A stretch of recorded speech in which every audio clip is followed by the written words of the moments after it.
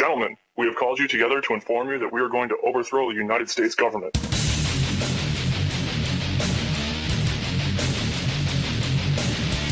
still think that jet fuel brought down the World Trade Center? Does anybody else see a problem here? If the government has nothing to hide, why are they so afraid to answer a few questions? This story does not add up.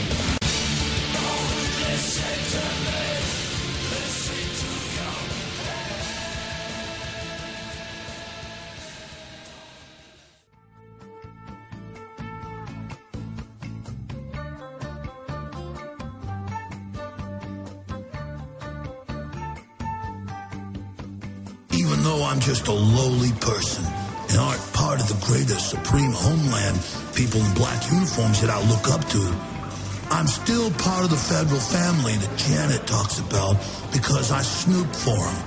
And that's what America's about. Total schizophrenic paranoia.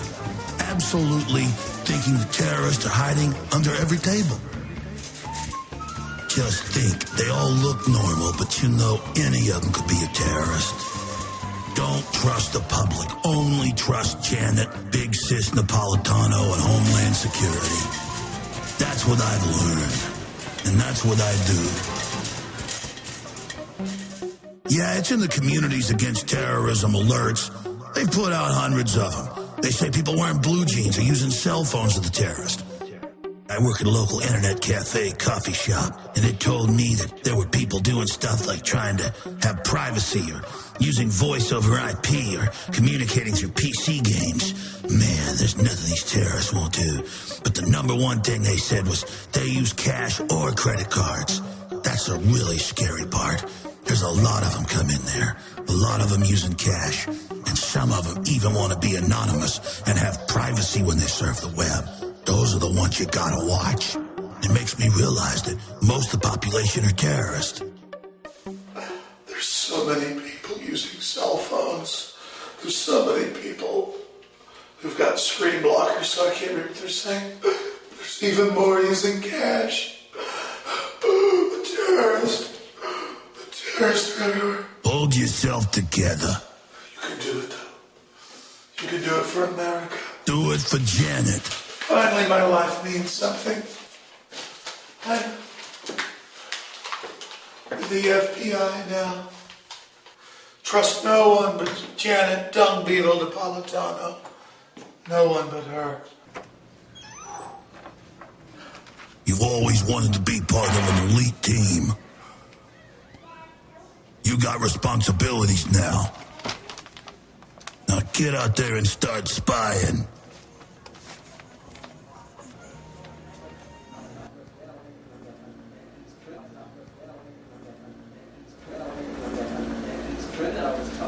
We have a large house blend, please. All right, let me get that for you. Oh yeah, he's definitely one. Listen, why are you paying cash? Yeah, you all right, man? I gotta ask you this. It's just a matter of national security. I'm an important person now. Is there a reason you're paying with cash? It's only a couple dollars. I just usually pay cash when it's, not very much money. Yeah. Why? I mean, you... I don't understand how that's any of your business. But, I mean, privacy is not what America's about. I mean, I've got to report you to Homeland Security. Are you on meds? No, this is the new Homeland. I mean, the TSA sticks their hands down your pants. I mean... I just think you're acting kind of weird. I just want a cup of coffee. All right, yeah, and I mean, with the inflation, it's actually $5 for a cup of coffee. Do you have some more money? I get a cup of coffee, just regular. It's like Sure. a medium. Sure, medium. Anything else? I'll get a cookie too. You'll get a cookie? All right, sure, I'll get that for you. It's a cookie. My God, there's a lot of terrorists. Hold on a minute. Can you pay with a credit card, please? I don't know if I have enough in my account, so I'm just going to pay cash. Actually, I have a couple 20s here, so I'm just going to give you a 20. Is that cool? Oh my God, they're everywhere. Oh, they're everywhere. Oh, hold on. I gotta get myself together. I'm Jack Bauer.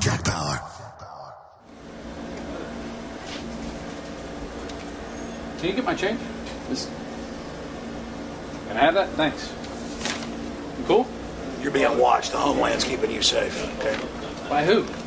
Just get out of here. You're lucky. You know, it's a pretty big boost to my ego to realize I'm a good guy because I spy on everybody.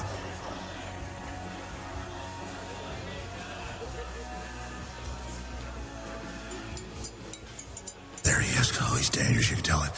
Just act like I'm sneaking up on him. All right. Oh no, it's true. He's looking at infowars. In fact, it says in the report that they visit extremist or radical sites. I gotta track him. I gotta do what they told me. Dun dun dun dun dun dun dun dun. I can almost hear it now. Dun dun dun dun dun dun. Oh my gosh, I'm secret agent. Dun dun dun dun dun dun dun.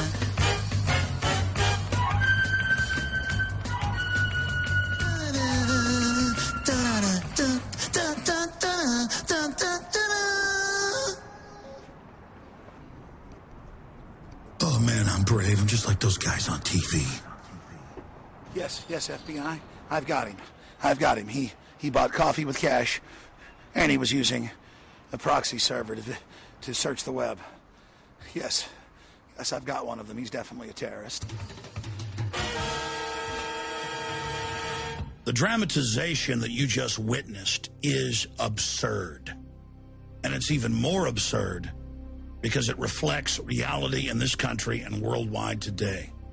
We are 10 years into the biggest hoax in human history. The threat of terrorism. It is an irrational fear. It is a psychological compulsion that's been engineered into people. Either you are with us or you are with the terrorists. Global terrorism. Terrorism. Evil terrorists. Al-Qaeda is still a threat. Many Al-Qaeda groups or Al-Qaeda-inspired groups. Homegrown threat. Terrorist threat. Attacking our homeland. When you really pull back from a non-emotional perspective and look at this through a historical lens, you see what a hoax it is.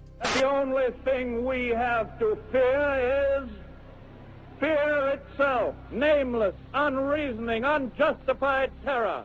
It is absurd. It is ridiculous that the land of the free, home of the brave, is gripped in abject fear, groveling and begging for the government to take our rights, launch wars, engage in secret arrest. Trillions of dollars have been spent in the last decade on anti-terrorism. Our entire society is converting to a domestic police state, drones in the skies, TSA sticking their hands down your pants, putting you in ionizing radiation chambers, the naked body scanners. But the system knows that it's a fraud. The system itself is actually engaging in terrorism. The truth is, government and its corporate whore media is using this hyped-up threat to actually terrorize the population into giving up our basic liberties. And let's not forget that the former head of Homeland Security, Tom Ridge, a few years ago, even wrote a book admitting that they would issue terror alerts for political gain. Let's read the UN's own definition of terror that is very similar to the FBI's. Criminal acts intended or calculated to provoke a state of terror in the general public. There it is, hidden in plain view. Governments are saying, give up your rights, give us unlimited power and taxation, get behind all these wars for empire, or terrorists are going to get you. That itself is the very definition of terrorism. Now, I'm going to go through some of these statistics. You've got a better chance of dying from a honeybee sting or falling down in your shower than you do of being killed by a terrorist. You have a much better chance of dying water skiing or swimming in your pool or slipping in your bathtub or a deer jumping out in front of you and having a car wreck and dying than you do from terrorists. The numbers are all there. Even Scientific American a few years ago did a big breakdown on this. Let's just look at the numbers. You've got a 1 in 540 chance each and every year of developing fatal cancer. If you look at the wars launched in the name of fighting terrorists, in the case of Iraq, the Iraqis had a 1 in 1,150 chance of dying. Let's look at traffic accidents. In the year 2008, You had a 1 in 8,000 chance of dying in a car wreck. Homicide in the United States, you had a 1 in 22,000 times chance of dying. Let's take terrorism in Northern Ireland during that entire conflict from 1970 to 2007. You had a 1 in 43,000 chance of being killed. If you take all terrorism in the United States from 1970 to 2007, you had a 1 in 3.5 million chance of being killed by a terrorist. And remember, many of those terrorist attacks were actually staged or provocateured to take your freedom. We're not just going to show you the fake threat of terror. We're going to show you the real threats to human society. And we're going to expose the #1 killer of human beings in the last 100 years. This information that you're about to see could save billions of lives. And in every case, these threats flow from the global technocratic elite and their scientific dictatorship. Is that gas? And it's not just that the elite are a threat to the general public.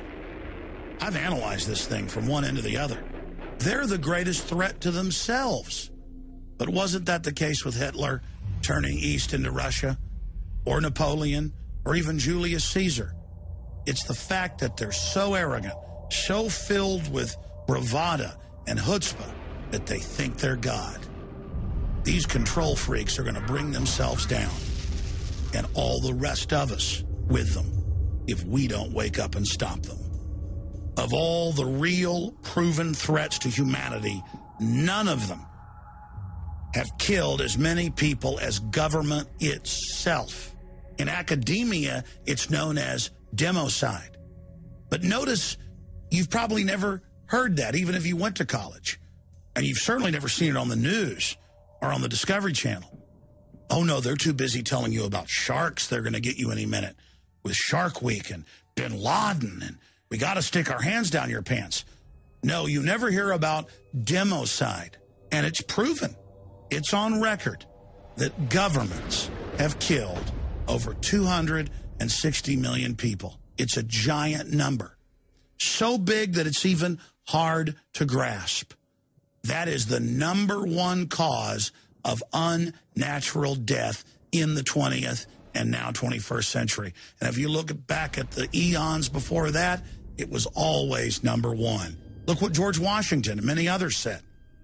Government is like fire. It is a dangerous servant and a fearful master.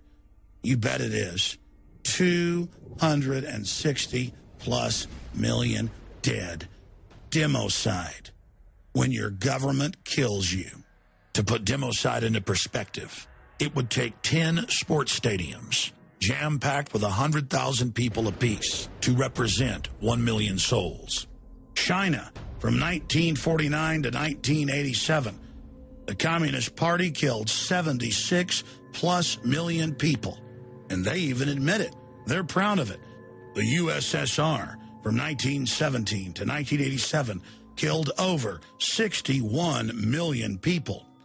Combined Western colonialism killed over 50 million people. Germany, under Hitler, from 1933 to 1945, killed more than 20 million people total, including their own population. Japan, during its imperial orgy, from 1936 to 1945, killed 5+ million people. Before Mao even got into power, from 1923 to 1948, they killed right around 3.5 million. And good old Pol Pot in Cambodia, funded by the U.S. government and Zbigniew Brzezinski, from 1975 to 1979, killed around 30% of his population, 2 million. Turkey, during their genocide of the Armenians, 1.8 million. Vietnam, 1.67 million. Poland, 1.585 million. Pakistan, 1.5+ million. Yugoslavia under Tito, 1,072,000. And the mega murder just continues. North Korea, 1.663 million. Mexico, 1,417,000. Russia, before the communists even got in, killed over 1 million.